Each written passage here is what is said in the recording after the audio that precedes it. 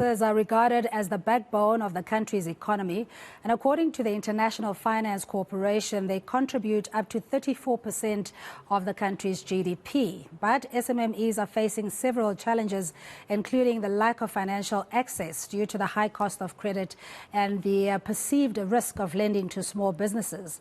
To discuss this further, we're joined by the head of SME Relationship Banking at ABSA, Preshan Rambridge. Preshan, thank you so much for your time. And of course, having worked closely with SMEs and particularly the small micro businesses, the biggest challenge is also fitting in what the funders' criteria is. In your view, is that primarily one of the biggest challenges? Good afternoon, Cindy. Thank you so much for having me, and good afternoon to your viewers. Indeed, we have what we call traditional banking facilities within the financial sector, and we often see that SMEs are either not prepared or not ready, or do not necessarily meet the requirements of the financial services sector. However, when we look at it in the context of ABSA and relationship banking, we have what we call alternate lending solutions that are available to SMEs, and we could potentially look to lend to SMEs up to about 5 million rand on an unsecured basis, mitigating against that key criteria of providing collateral for facilities that they look to take up with us. Yes, and we often say, and particularly private sector, saying you don't want to have too much interference from government, but because of our historical background, disparities, etc., that the developmental finance institutes or institutions had to then be an alternative to the rigidity of the bank's lending criteria. Do you find that you had to almost remodel the products that you offer to SMEs precisely for this reason? Yeah, thanks for that, Cindy. I don't think we have had to remodel, but we've had to think about how do we, complement and enable some of the facilities that we have, where we look to undertake to mitigate some of the risks that we see as an organization or as a financial partner within the SME environment. So what we've done is we've taken the traditional working capital facilities as an example and enabled it with, collateral behind the scenes to able to support SMEs in the market. Yeah, and how much of a role does the enterprise supplier development programs play in ensuring that small businesses have the adequate processes and systems in place that they can scale and they're able to grow? Yes. So within our enterprise development framework within ABSA Relationship Banking, we have a team within that environment that focuses on enterprise supplier development. Now, one of the main things that we focus on in that environment is to ensure that SMEs are ready to honor contracts that they may, obtain from large corporates within the South African economy.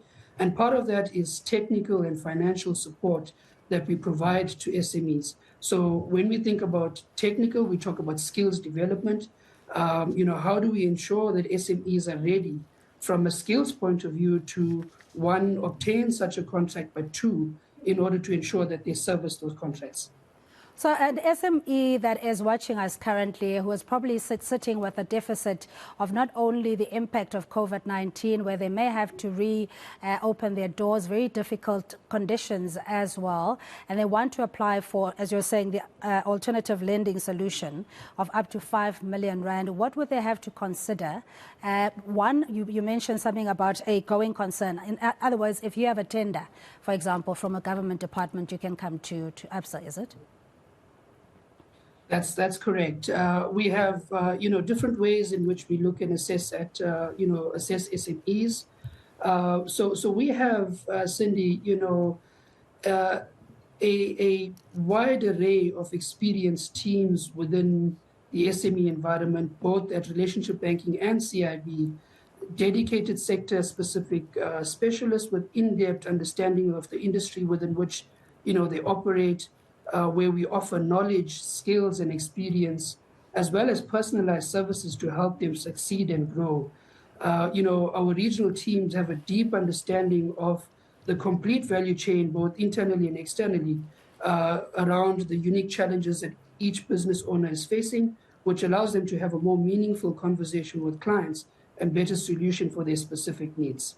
Yeah, and we love to have statistics and ballpark figures in terms of the impact that these funding solutions have.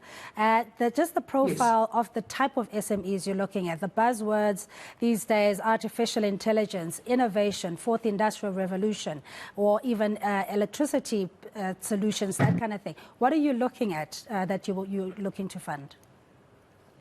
Yeah, thank you for that question, Cindy. I think if we think about the current electricity challenges that SMEs face and the impact that it has to for them to keep their doors open, one of the things that we had recently announced in the market was a subsidy to the value of 50 million rand under our green asset finance program for qualifying SMEs.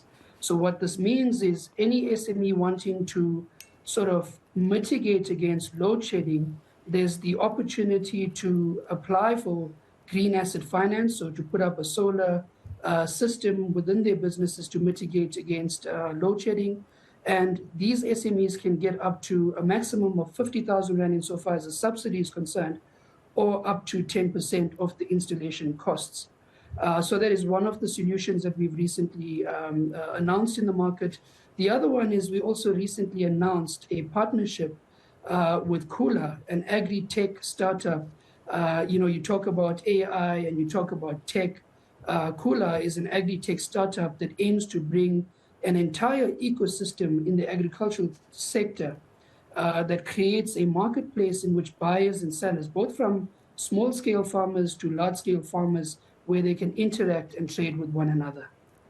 All right, collaboration is very important. We often hear about the public-private partnerships. So if an SME comes to you and they've got a product, for example, in the tourism space, and they need bridge funding of X amount, are you in collaboration with other government departments, your DTIC, for example, where there are additional funds to ensure that this project is given the capacity it requires? Yeah, indeed, Cindy. We have a number of stakeholders within the environment who we collaborate with, understand what their priorities is, and how do we partner with them to supplement, what it is that we do together with what they do, so that, as a collective, we, one, support the SMEs, and two, we reach each other's goals. So there's definitely, stakeholders. You've mentioned the DTI, for example, CETAs in the environment, development banks that we partner with as well, just to come up with solutions around how do we support up-and-coming SMEs within the South African economy. Yeah, but this is not cheap money. You're obviously going to want your money back for starters. And secondly, there are other costs, including interest rates and the fluctuating dollar-rand currency. Other external market conditions could impact on the ability of the SME to pay you back. Spot on, Cindy. I think if you think about the current macro environment, rising prices, rising interest rates, these make it extremely difficult for SMEs to operate. And we often, find SMEs in a position where they've had to make difficult decisions around what choice do I make? Do I take out a facility to fund my growth? So, for example, I might require an asset to fund my growth. And we've seen SMEs either putting off the decision completely, or alternatively deferring it to a later stage until things kind of normalize within the market. And we've seen it sometimes being a catch-22. So we are sacrificing an asset that we could potentially fund through the bank at the expense of potential growth within the business. But what we tend to do is we have conversations through our relationship banking team where we understand what the cost of deferring or not taking up such a facility would mean for that SME. So it's about getting down into the details, understanding what that asset would mean for the business, and then helping the SME to make an informed decision.